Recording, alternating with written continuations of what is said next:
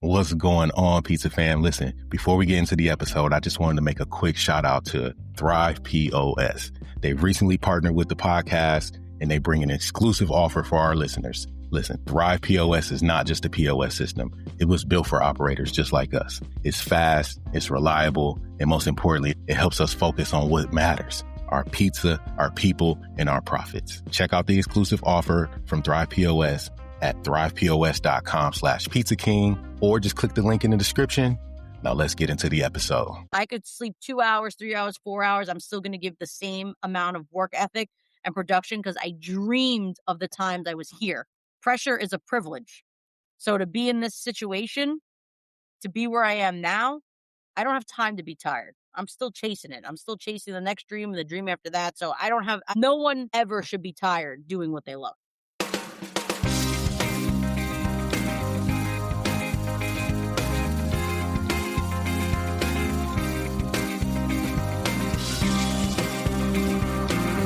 All right, welcome back to the Pizza King podcast. I'm your host, Tyrell, joined by the legendary Tori Tiso from Tori T's Pizza, and you're in New York, Malvern. It's Malvern, right? Correct. I am in Malvern. But you are a Bronx girl. I am, through and through. How does that work for you? I'm still commuting every day, so I go back home every single day. You know, I want to clap my heels and be like, "There's no place like home," but I still go home every day. Commute. How did you decide to go out that far out into Long Island with the shop? Honestly, my brother moved out here. I was thinking about moving out here with my mom and just being closer to him. And my dad was getting ready to retire, so I knew I didn't have to be in the Bronx anymore, and I wanted to kind of like venture off on my own. So I was like, you know what, if I could do this and be closer, kind of like, check all the boxes for the family, for the business, for myself. Then I got here and it's been like, 100 miles an hour nowhere. You start looking for houses and nothing works out. Either deals fall through, and the market up here is very competitive. So I was like, you know what, let me just hunker down and really focus in on, commuting. And it's really not that bad. I get here in 25 minutes. Oh, So that's not too bad. I was like, you know what? My commute into the city was much worse on the train. So if it's 25 minutes in my car, that's a cup of coffee and a podcast later and I'm there. It's not too bad. But that's how I got here. I kind of just stumbled upon it. I was really looking for a while, and I liked that it was in a small town. I liked that it wasn't too big, the space where I felt like I needed to bring in a partner or I needed extra help or anything like that, monetary wise, down to just, overall capacity of being able to run a place. Yeah. But it worked out in the end because I'm very happy. How is that different? Well, I guess I should take it back for maybe that one or two folks that doesn't know who you are, hadn't heard your story just yet. Of course. Can you introduce you and what you're doing and who you are, and then we'll kind of get into, a little bit of the history. Yeah, of course. My name is Victoria Tiso, otherwise known as the Tori T. Tori T. Tori T. I am the daughter of John Tiso. Him and my uncle Kaz, they owned Louie and Ernie's Pizza. It is still family owned. My dad now is retired. He's loving life on the beach. He gets to help me every now and then. Louie and Ernie's has been around since 59 in the Bronx, the 40s in Harlem. And it's just one of those notorious staples that hits all the lists that come out, and you want to check all the boxes of places to try in New York City for that long lasting nostalgia of a New York City slice. They're one of the places to go to. And you grew up there. Grow up in there, making the same style of pizza, adding some styles along the way. So it's been cool to see throughout the years, just, the difference of just where the business started to now. How much of what you did then influences, the way that you operate now? You learn everything from what you like, you don't like, what my dad did that I wanted to do different. You start making all of these just kind of references and checklists of things that you would want to do versus what you don't want to do. As for like the pizza, he's like scared to walk through the camera. Tell him it's cool. yeah, it's okay. Yeah, so it's cool to see just like the just who I am as a person growing up there versus now. And like you said, the pizza, the style, I try to make it as close as I can to my dad's. Yeah. I've tweaked things along the way because once again, that place is a small, tiny, high volume, really low ceilings. Here I have high ceilings. So I had to learn some new things along the way of what works and doesn't work. I added Detroit style pizza here, so the sauce couldn't be as, I wanna say, watery because it's a little thinner, his sauce. I had to make mine much thicker. Yeah. So there was a lot of things that I had to change a little bit, but the overall ingredients are still the same. It's just, how can you make it better? What inspired you to continue to learn and grow and make those adjustments? I was an athlete my whole life, so I always feel like there's never 100%, like, you can always, like, go 200 or, wanna strive for more. Yeah. Oh, strive for greatness, like, that's what you want. You wanna kinda keep building. I think the minute that you tell yourself that you learned it all, you just sell yourself short. Like, you can't say you know everything, right? You can't be perfect at everything, so it's like you wanna constantly keep learning, and that's what makes you grow as a person and as a leader, as a boss, like, and I just wanted to learn everything about pizza. I was like, "You Yeah. know what? I wanna keep going," and I think it's fascinating now throughout the years how much pizza has evolved, whether it's just the toppings, whether it's the items, whether it's the flour, whether it's fermentation, like, there's so much that is, like, grown into pizza being a science and pizza being into this, like, whole world of, like, at-home pizza makers. Now it's grown into a whole, like, different dimension in podcasts and content, and you just see the vast, like, variety of everything, and it's really mind-blowing to me that in, like, a 10-year span, if this is what it was 10 years ago to now, what is it gonna be 10 What's years gonna for? Oh, I can't wait. I can't wait, and I'm happy that to see you leading the charge and being right there out in front of it and as a witness, I think is great. I see your pizzas, and I think I sent you a message. When you made that chopped cheese pizza, the chopped cheese Detroit, I was like, "Oh, she took it to another level." She just took the classic New York staple and turned it into something that I gotta get there for. What I How love doing. how are you and that's like and that almost is against tradition too when it comes to toppings and being creative. How are you coming up with some of those recipes? Are you taking like suggestions? Are you just laying up at night like I'm gonna do the chopped cheese tomorrow? How's that? How do you get inspired? Honestly, my dad's place was no frills, no thrills. So your whole life you're doing the same thing, right? Which Yes. was cheese, pepperoni, sausage. That was what we were known for. Pepperoni, sausage, mostly sausage there. And now you go to other places and you see, I saw Prince Street doing these pepperoni cups. I would go to Crave It, which is a place in Queens. They did everything but normal pizza. You name it, it's on a slice. So you would go to all these places and you try them all out, especially during COVID. There was nothing else to do. We just ate pizza. Yeah. And we Mm. try them all out, and I was like, "This works, this doesn't work." I mean, I have a pie here with Cool Ranch Doritos on it. I mean, it's just, I want it to be as creative as possible because pizza is like an art, right? It's a blank Yes. canvas, you could put whatever you want on it, and I was like, "Alright." So when I'm sitting there thinking about the Detroits, Scott Wiener said the perfect thing. It was, "You can make a Detroit look good. It's the easiest to make it look good, but you have to make it taste good." Yes. Because by the eye, everyone sees it, they're like, "Wow, that looks phenomenal." Then you take one bite and it could be horrible. Yeah. Now I have to make it come to life. So is it the seasoning? Is it the salt from the cheese? Like, and the chopped cheese wasn't easy because you didn't want to add too much seasoning. Because And you got the different cheeses on it and exactly. And I did get crazy. I put the American cheese on there. I added the ketchup for the flavor instead of putting the sauce. But I just love thinking outside the box. I like thinking like what hasn't been done. What are New York things? Like one of the things I am going to be doing is I'm going to be doing like a late night Detroit, which will be like really thin potato, like French fries, huh? brown gravy, mozzarella, cheddar. So like just a late night diner snack here in New York is kinda gonna come full circle. Yeah, that's And then gonna be I really wanna do a pastrami one, but, like, if I'm gonna do it, I'm gonna do it right. Like, I want, like, the cat's pastrami here. Couple of days just really going down in the city, picking it up and doing it pickles the on right the way. sides. Oh, Exactly, yeah, I'm chopped gonna and pickle on top, a little bit of oh. mustard. If you're gonna do it, you gotta do it right, and that's what I love. I love being as creative as possible. Oh, that's too fun. I was looking at it and I'm like and I've always been scared to put any American cheese because every time I do it, I feel like it burns on the pizza. So like you figured out that balance. Shout out to you as a chef. And I remember those days and I still have those moments and I've been doing pizza for a long time too. But I realized, after COVID, I'm like, damn, I've been doing pizza 20 years and I don't know anything about pizza. Like, and I'm learning, and you start because you do it one way. We were the line on the bucket, the scoop in the salt. We knew exactly what the measurements were for our dough, for our sauce. We never changed anything for so long.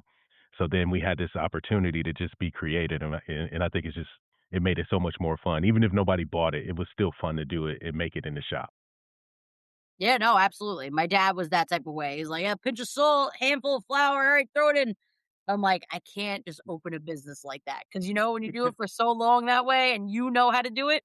I said, "Can you explain that to me who has half the size of your hand? Can you explain that to me who Like, how isn't many of the my same?" hands is that for you? Right, and, like, there was a lot going against me, like height, size, everything, so it's like, how do you expect that to happen without, you know, really gradualing in and really being like, "All right, I gotta intensify everything to a larger scale, but also I need to simplify it so that if anyone needs to do this besides me and you, they could do it." Because the reality is I'm not gonna be here forever, he's not gonna be here forever. We can't, we're gonna be pulled in different directions, so you have to be, as open and kind of as detailed as possible. You spent some time coaching sports too. I know you play sports, but you spent some time coaching sports too, right? Oh, absolutely. Did that kind of change the way that you started to develop your system around pizza? Yeah, I go straight forward with what works best for certain people. Yeah, You have to find what works. Well, I know what works for one guy might not work for the next guy, might not work for the next woman. Like you have to learn people individually. You have to learn their strengths, what makes them the character that they are. I have all characters, so it's like that's the beauty of it. Me being a good coach in college and having to like adapt yeah. very quickly on the go is the same way I am here. 'Cause You know, you get new players all the time, right? And get then new it players all the time, get them up changes to every season. right? You have to practice, you gotta get them up to speed. They gotta be ready for game time. You gotta ride them, but not ride them until, like, they're gonna go home and cry because this generation now is different. You Yeah. gotta coddle, you know, I always say you gotta show them, you gotta coach them, you gotta teach them, and then they have to let them perform on their own. And And I'm not privy to, not accepting new ideas. Like, if something works best for someone some other way, and as long as we get the same result, I'm good with it. yeah. Has anybody on the team come up with any cool pieces?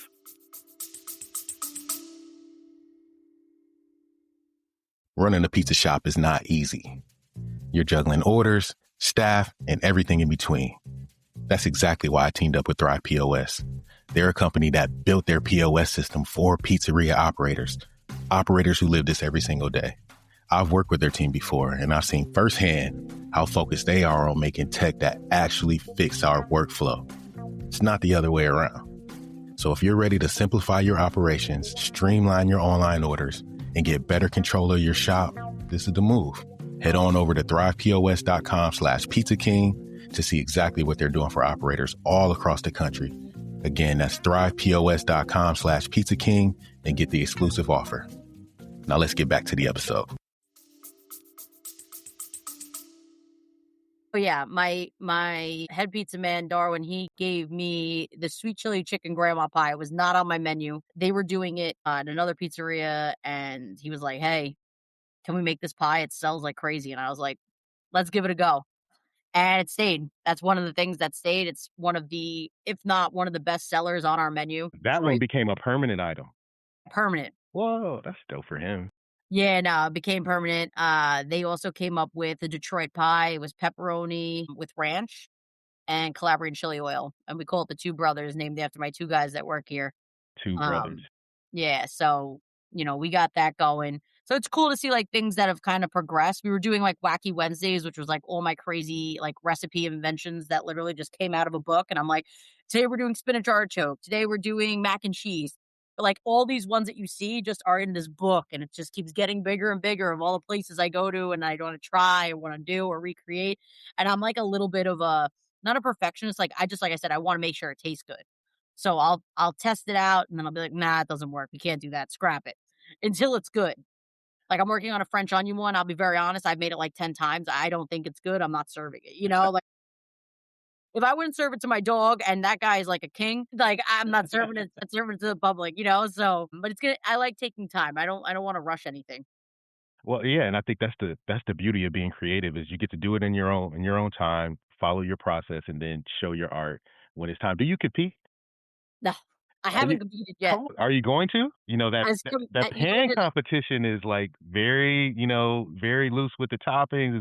It's wide open, so you can be really creative in the pan competition, right? Yeah. I Uh, don't know. So many people have asked me, they'll be like, "You wanna compete? You wanna" I'm competitive, don't get me wrong, I can see. but I'll be really honest, I'm not a nice sore loser. It's So tough. I know who I am. Like, I get mad when I play Monopoly and lose. So, like if you know and, your like pizza's better than their pizza and they don't vote it, yeah, like that, it ain't worth losing friends over. no, I know what I'm like. I rather just, I will be your biggest cheerleader. I will go to pizzerias. I will be your best friend. I will literally ride you to the suns, come home of like, pushing people to the top because that's what I want. Like I want success for everybody because this is like just the world that we live in now. Like there's too much mediocrity out there, but like the people who are doing it right, I have so much respect for. Yeah. Not that I don't have it for the old folks, but it's different now.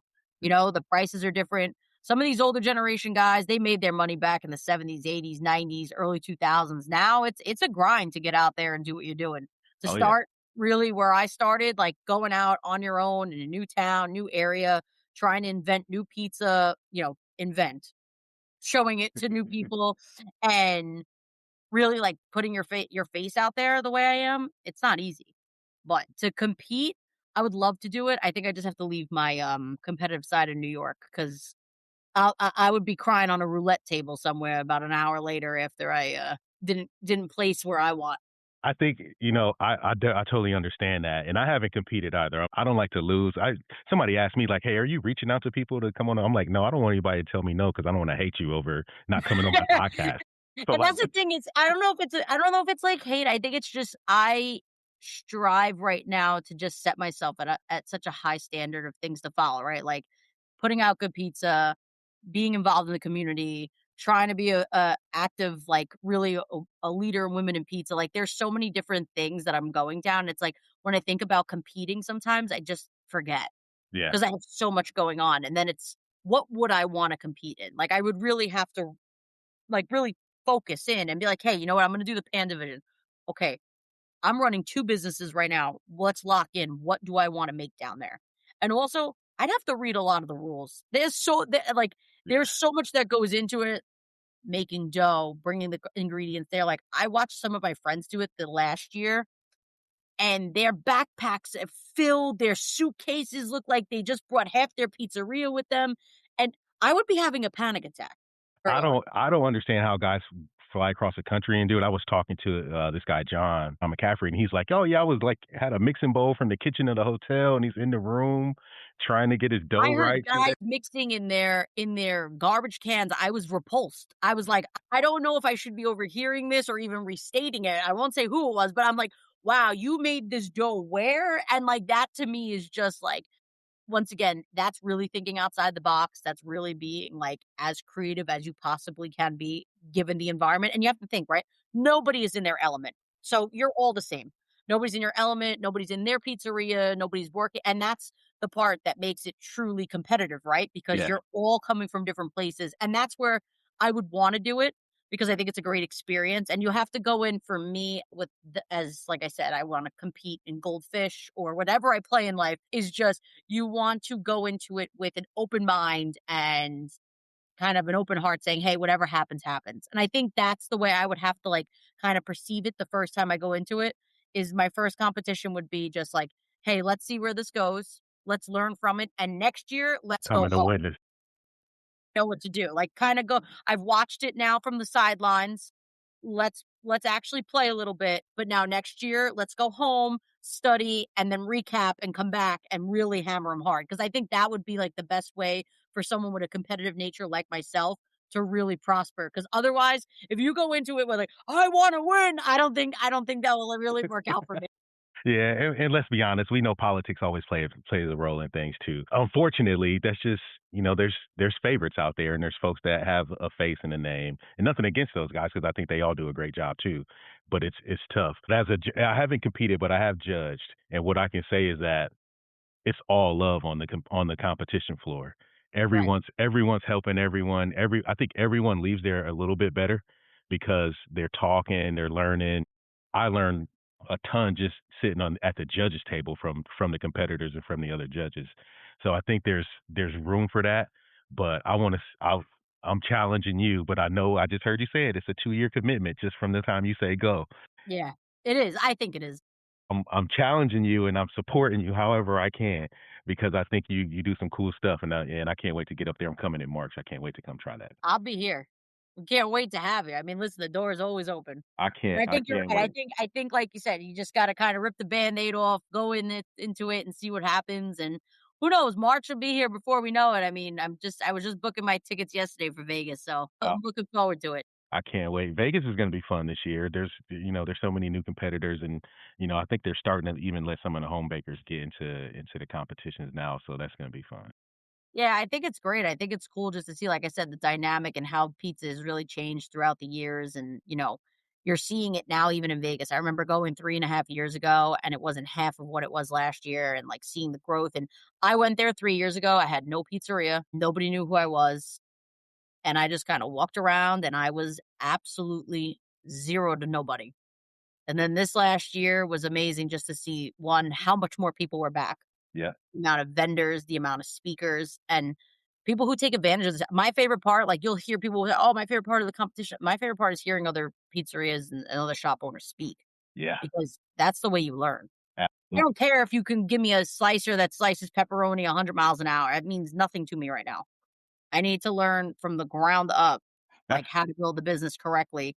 And you need to listen to those people in the room because I think too many people spend too much time on the show floor than they are in those rooms. and that's exactly where you'll find me is in the sessions because that's where Yep. you learn. And then I always come back from Vegas or Cali or the Florida show wherever ready to make some kind of change. And the team's always like, all right, what's gonna T's coming back from Vegas or me and JR, my former partner. They're coming back. What are we about to do now? And it's like, okay, we're just excited. We learn how to do, whatever a prep process differently or inventory differently or a different thought process around profit. So it's always good to get into those sessions and have those conversations. I spent so many years going to Vegas, and I've gone up so many times. And I was just telling somebody like I would go there and not even network. I'm like, "What do you do?" Like, you gotta talk to people, you gotta learn. Like, I will just go to my sessions, learn what I need to learn, and just, like, hang out with the people that I came with. But now over the last couple of years, because, the internet has made the world so much smaller now, and everyone's connected on Facebook and Instagram and all these things. Now I go there and I'm like, I see people that I know or that I've, followed or interacted with, and it's so much more fun now. And even I had fun before, but I would go there for years and not come back with not one new contact in my phone. Like, dude, what are you doing? But now since I make content and I connect with folks, it's way better, way better. And that's the beauty of it, like, going down there 3 years, didn't know anyone, and then this year, I was being pulled left and right, like, "Tori, come to this booth. Tori, you heading to Vegas? Tori." And granted, a lot of it has to go with the amount of articles and publicity I've Hmm. gotten in the last year, which, once again, is phenomenal, right? Anyone could dream of it between or everything between Pizza Today, PMQ, like Women in Pizza, like there's been so much slice. Like there's so many different avenues for me where I've been able to obviously broadcast my story and get it out there and people seeing what I'm doing here in New York, being one of the only women-owned businesses, one of the only shop owners really making pizza as a woman, because it's one thing if your husband runs it. I am a firm believer of that. But it's another thing to be slaying pies and, saying that you're an owner is 2 different things, but, that's the beauty of it now is seeing the people coming up to me like, "Oh my god, let me get your opinion on this," or how many people have reached out after Vegas about the Detroits and seeing what I'm doing, and they're like, "Well, we can't get ours like that. Like, how do you do this?" So, And that's one of the things I do love about your content is that you take the time to teach. right. You're not just showing off your pies, which are great.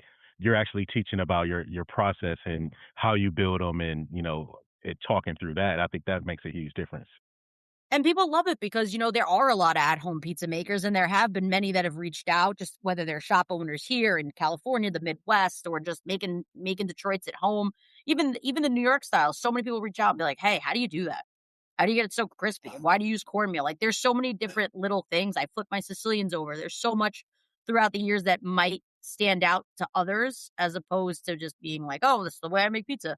But I rather educate and really just inform people about why I do what I do, and I think that just kinda helps separate you from the people around you. Yeah, I like it. So with all that press and all that, having the eye on you over the last couple of years, does that come with any added pressure for you? Oh, yeah. This year has been a lot of pressure. I opened up March is gonna be 2 years that I've been in Malvern, and then I decided to go crazy and open another one in June of this year, and it was a lot. Yeah. It's a lot to one, you wanna, like, be held to a higher standard, right? You're coming into a I'm being coming into Long Island, we'll go with guy was here 30 years, new face, changing everything that the guy was known for, didn't keep one thing the same except the guys that worked here. Yeah. And now, October 1st, I decided to cut the menu and just go strictly pizza. I saw what was selling. I saw that the kitchen sales were down and down and down. I said, "You know what? Why am I killing myself trying to put out a product that I just it's not there." Yeah. You're surrounded by Italian places, pizza's thriving. Let's run with it. There's not many people around me doing the Detroit style, so I was like, "So what?" And we got some more press about it, you got some more heat and people saying like, "Wow, are you crazy?" Or "Wow, like, what are you gonna do?" And I'm like, "This is the best decision I can make." Yeah. You wanna keep your profits where they could be. You don't wanna overspend. Staffing is obviously at an all-time high. Hmm. So, find what works for your business. And I've had dozens of shop owners personally write to me, call me, please. Can we schedule a call? How was it when you did it? Were your customers like they're worried about customers, they're worried about inventory, they're worried about, do you see a change? Do you see higher profit margins? Where do you think? Do you regret it? I'm like, I don't regret it. Well, yeah, because people are scared. People are scared, right? Because a lot of these guys, like I said, the ones that are older, they're not changing anything. It's the new wave guys that are seeing like, hey, you know what? Maybe we should just stick to what we know. When did pizzerias become Italian diners? The early 2000s. Yeah.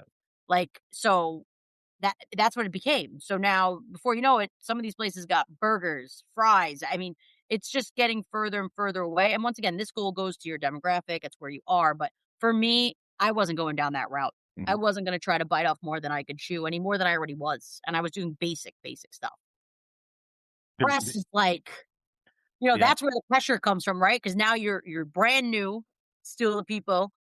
They're gonna question everything that you wanna do, every idea that you have, and when you have to wake up every morning, you're like, "I'm keep going. I don't care because I know my business. I know the product that I need to put out. I know what works best for me. I know my bills. I know who I'm responsible for every single day, showing up, making sure." And now I decided to do it twice. And in a short amount of time, which a lot of people looked in very heavily on too, they're like, "Oh, can you do it? Can you do it? Can you do it?" Yeah, you could do it. It's all about whether or not you can handle it as a person. But I've been doing this my whole life. I'm not married. I don't have kids. So I'm like, if there's an ever a time to do it, right now's it. Do it now while you have the support, you got the momentum, you got the energy to do it. And Exactly. if you can build a team, and it sounds like you got some really good folks on your team, and I see you post about your team and how you support them. That makes a huge difference.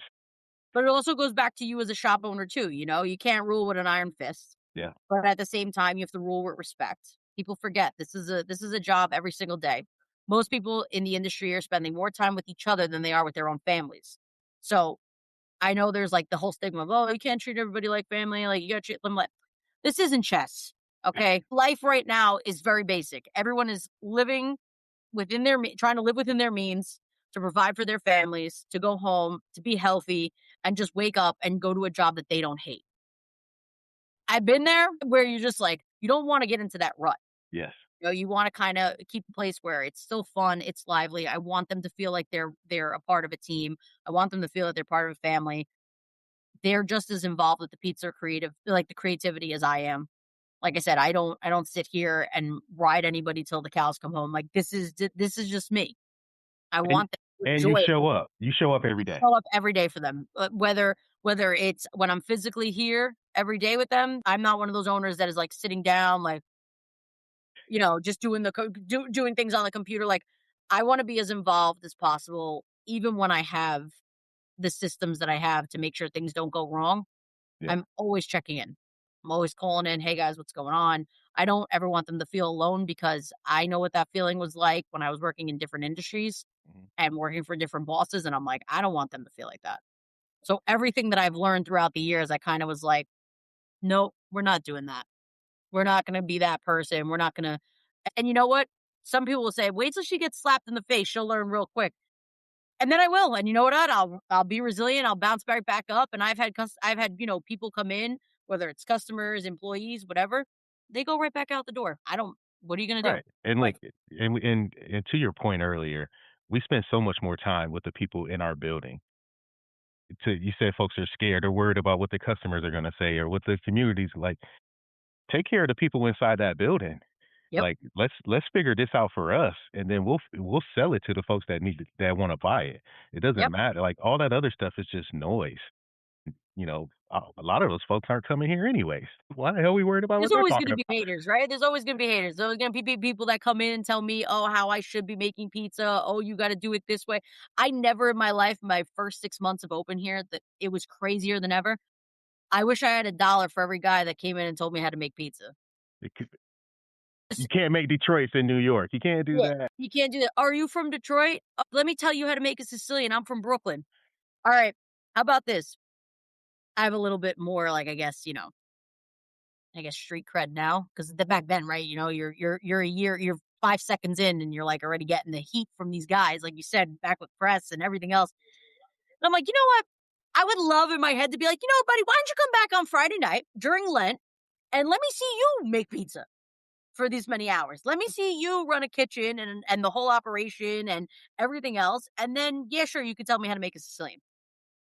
Because a real operator and a real pizzeria person and somebody who owns whatever their shop owner, what they understand exactly what it's like to be in that moment. They know Absolutely. exactly what I'm talking about. So it's very easy to go out and point fingers at everybody else, but it's very hard to sit there and be like, "Hey, you know what? This is how I'm gonna do it." Yeah, and, kudos to you for just sticking to your guns because time is the ultimate, like, test for everything. Like, when you last and you do it and you're not just a flash in the pan, that's the proof that the best revenge for anybody is to say, "Look, I'm gonna be here for 20 years. I'm gonna be I here had a for." guy my first week shake my hand, say, "I'm never coming back." I said, "Why?" Like, imagine like someone actually having the audacity to shake your hand. You came out of your way. I had another guy come in off a plane, off a plane, say, "Oh my god, I heard so much about this place." Blah blah blah. I said, "Okay."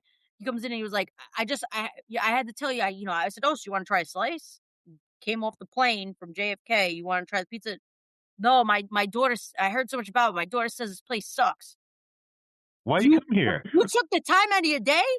I said, "Wow, I really wish I had this time. Maybe I need borrowed time."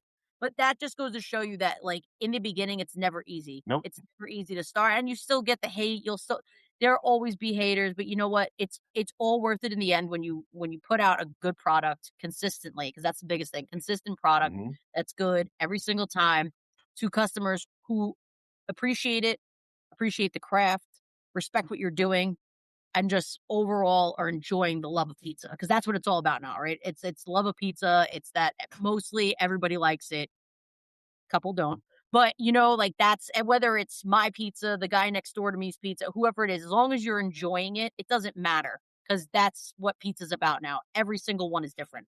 That's right. And look, you can't please everybody. I say it all the time. I hated LeBron James until he came to the Lakers. Now I love him. So it's always about, fair weather and, taking care of the folks who are on your team, right? The people who support you. What advice would you give to, the next Tori T out there who's looking to do it? And maybe, they're a little bit afraid to jump out there and take that chance, or, they didn't have the background or the history or the support that you did from an operation standpoint. What would you tell them today? Like, how would they get started? This industry right now is very saturated Hmm. with, like I said, mediocre, like mediocre pizza and thriving places. So everyone's always going to look at the nitty gritties of the industry, and they're using Petra flour. I need to use Petra flour. Like, there's so many things. Do what works best for you. Don't follow all the society norms. Go to the old school spot that's been there 100 years. Go to a place that's brand new. Go to every single shop that you could go to that means something to you and what you grew up with.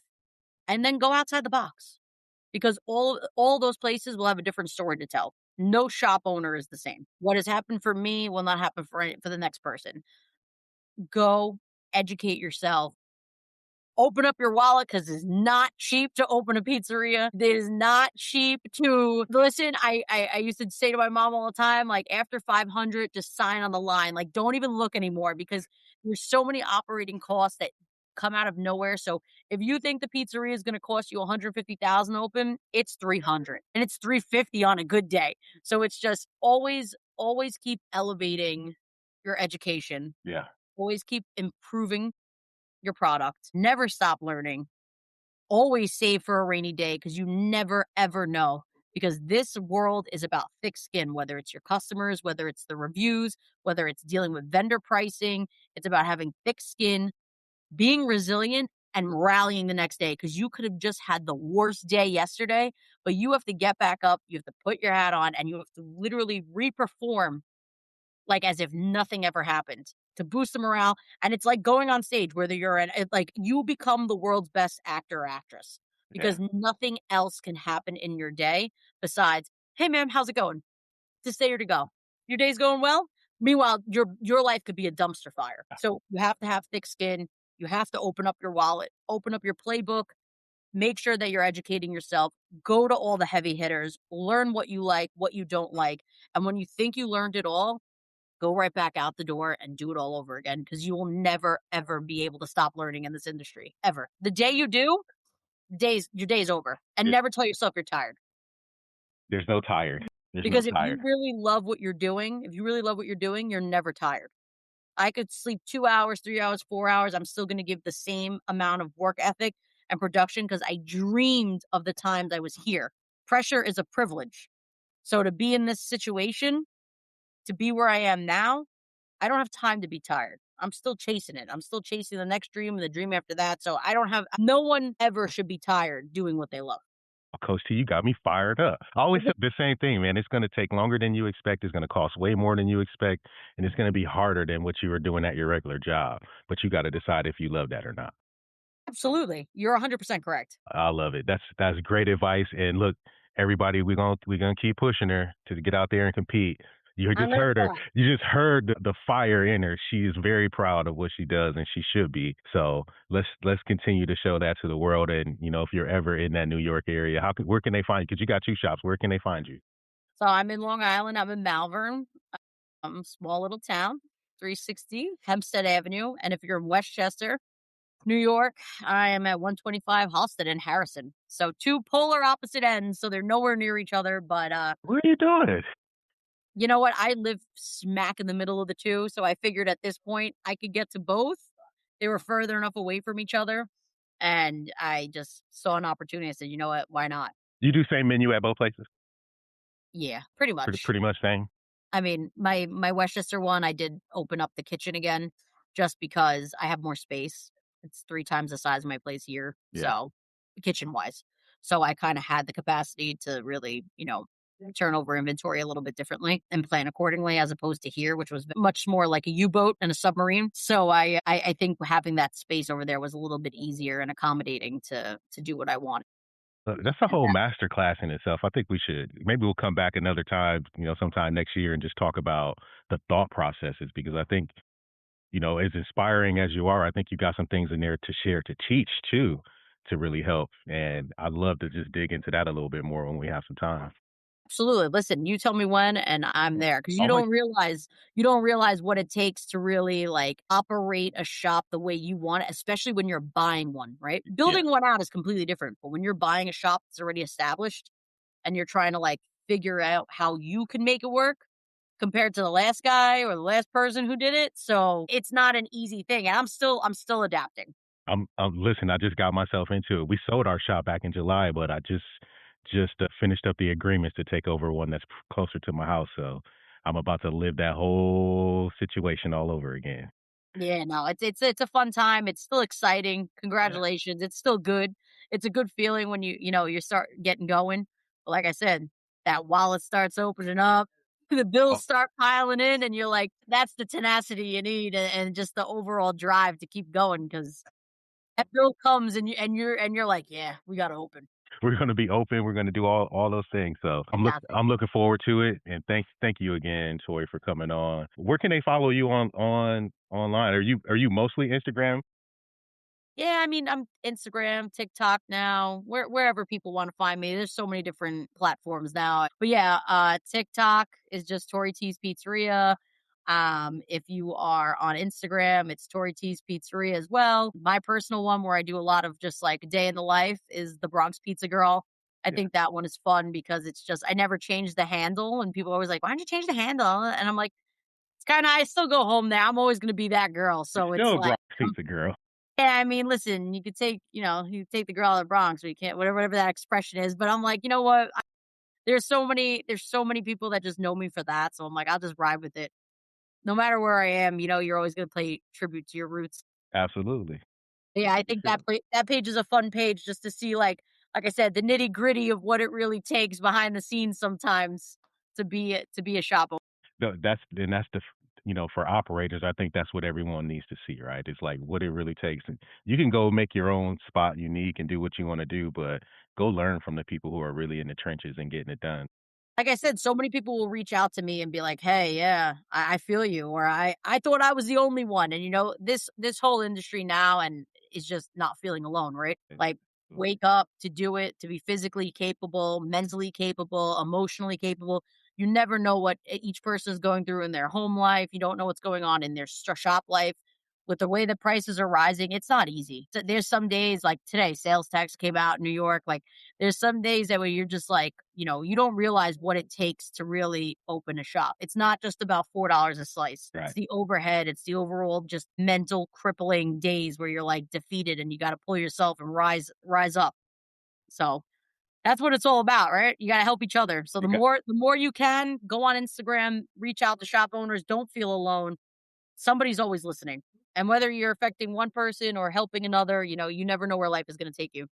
Yep, hit her up. She'll write you back. She wrote me back, so look, Absolutely, I try to write back to every single person. There's not one and it might take me a few days sometimes because there's a lot, but I try my best to write back to everyone that I can. I surely appreciate it because you were when Bruce Irving challenged me to start sending folks messages to come on the podcast because I was like, no, I'll just wait until I meet people and then, if I like them, then we'll do it. He goes, dude, start sending messages. You were the first person I reached out to, so thank you. It's 2025, we're rolling into 2026. I mean, listen, if that's the best way to live, right? Everyone has their phone, so they can't say, "Oh, I didn't see it." This Yeah, isn't snail mail anymore, right? It's the absolutely. same way when I go out and I start reaching out to people if I wanna pick people's brains. I'm trying to do like a whole like a Chicago, tavern style pizza now, Uh huh. but I'm reaching out to, like, all the right people.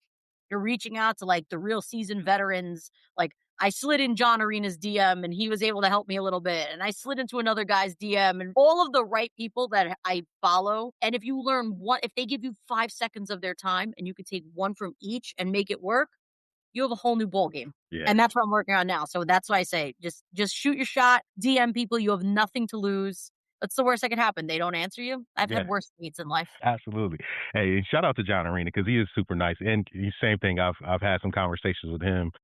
Very helpful dude, very open, and you never think that growing up. Like these guys are the legends of the game, and you can just talk to them. You could just talk to them. I say, those people are the ones that are always going to be there. They're the ones that are like really leading the foundation. Even the amount of women in pizza now that you're seeing pop up throughout the years, people will say, "Oh my god, I've been following you." And the ones that I were following, like my Mount Rushmore of women in pizza, like the real like OGs, you start meeting them and it's like you feel like you're meeting celebrities and that's what you want. You want them to be as amazing as they seem on Instagram, as cool as they seem. And that's what this community is about. It's building that. And if I can be there for somebody, I'm there. Because I never want it to be like, oh yeah, I met that Tori T. She's a real winner. It's not about that. It's just it's all in good fun and good faith. And like I said, just making sure that everyone's product is the best that it could be, and you're making the people around you happy. Heard that. All right, last question before we go. Hit me. If you throw a slice up in the case, and maybe you already have it, the Tory cheese pizza, what's on it? Like if I was to like name one after myself, After you, it's named after you. What's it? What are the toppings? you want me to make it like my favorite pizza? Yeah, I guess. All right. Right now, I'd probably say if I had to make a pie and name it after myself, I would use my dad's sausage, which is like the nostalgia Louis and Ernie's style. Is it a crumble or Yeah, crumble sausage out of the casing, like 100. Yeah, so I would use yeah, the sausage from my dad's place. I would use hot supersata. that I use. Slice it really thin and chop it up. Okay, so we got some spice. Yeah, so you're gonna get the sweet sausage, you're gonna get the spice from there, and I would go with some onions. So you're getting a sausage, you're getting an onion, you're getting that. And then I would probably say just cook it like that. Sausage, onion, hot supersada. Come out, I would probably hit it with a little bit of hot honey or Okay. the Calabrian chili oil. I think the hot honey right now is just like more sweet than it is honey to me. And it's more sweet honey than it is hot, but the Calabrian chili oil really like fires it up a little bit. I like spice, so I would, I see. Okay, I like the spice. but I think that would be like the Tori T way. All right. And then a challenge for you. I love apples. And I haven't found a good way to incorporate an apple into a pizza. As you're thinking through your recipes, if you come up with something that's apple, I gotta I get a shout out. worked for John Gristina, who was a world pizza champion. That's who was the gentleman who taught me how to do the Detroit style. I Uh-huh. worked for 6 months after I left my dad's shop. He made caramel apple pizza out of this world, Really? out of this world. He par bakes with the cheese on. So he does little 12-inch ones. He would throw it 12, 14 inches. He would par bake it, put it with just the mozzarella, let it cook a little bit, and then he would take the green apples, slice them really thin. We would put them on the pie. He would throw it back in so they would cook a little bit. Take it out, a little bit of caramel, a little bit of powdered sugar. That's it. Very good. I'm gonna have to try that one. I do like It's almost like a baked pie at the end of it because you're getting that. but you got the cheese on it, so it's still Cheese is still savory. there. The cheese is really what's giving it like that savory taste. Yeah. But if you wanted to get a little bit more crazier, I personally think if you added cinnamon to it, it would add a little bit more flavor, like a little apple cinnamon kind of like. I'm gonna have But to yeah, try I'm gonna have to it's try that. good. I'm gonna have to try I that. gotta send you a photo and you'll look at it and say, wow, that looks amazing. And it is. It's so damn good. He makes crazy pizza. He makes you think outside the box every single time you make a pizza. That's what I want. I did a chicken apple sausage with green grapes, and that thing was like super good. That's who your next shoot your shot to be would be. He's very involved in the pizza community, down to earth. And that's if you said to me, who's next to shoot who would you shoot your shot at if I was in your shoes? And that's what you should ask other people, like, who would you DM? All Because right. It that is. guy is, like I said, so knowledgeable. He competes, he's involved, he knows everybody, and it's just one of the best guys I hands down had to work for in my life. Because what you learn in 5 minutes just speaking to him about knowledge of pizza is unmatched. All right, the shot's going up. And give somebody a crazy secret topping to put on a pie and see what they come up with, because he will come up with everything. If I told him right now, go outside, you're going to use this leather from a shoe, he'd be like, I'll figure it out. I'm like, like he's that type of guy. Okay, He'll there it find a is. way to make it work. But that apple pie one he makes, top notch. All right, send me the picture, and then I'm gonna reach out to him. Absolutely. You got it. Thank you, Tori. I appreciate you taking the time to kick it with us today. Merry Christmas. I know I'd hate to date the podcast. This is going to come out a little bit later, but Merry Christmas to you. Thank you for joining Thank you me. so much. I And appreciate it. You as well. Happy New Year. Most importantly, all of that we'll be here right before we know it. Yep, I'm It's a looking pleasure to forward. be on here. Looking forward to seeing you in March. Actually, sounds like I'm going to see you twice. I'll see you in New York, and then I'm going to see you in Vegas too. Well, absolutely. We will be here. I can't wait for it. Vegas is coming. Who knows? Maybe by the time I see you, I'll tell you I'm competing. I hope so. We'll get you a sponsor. Yeah, there you go. All right. Thanks, Tori. Have a great day. No problem. You too. All right. See ya. Bye-bye. If you've gotten any value out of this episode or any of our other episodes, I need you to do me a favor. Go leave us a review. Every review on Apple, every 5-star rating on Spotify helps this show find more operators just like you and helps them get that same value that you're taking away from this episode. And as a thank you, anytime somebody leaves a review, sends me a screenshot, just DM me a screenshot of your review, I'm going to send you a free gift, something awesome, something cool. I'll send you a gift, whoever leaves a review. That's the challenge. Go leave a review, DM me a screenshot of it, and then I'll get you something. I got you something special from your boy. Now let's get back into the episode. Peace.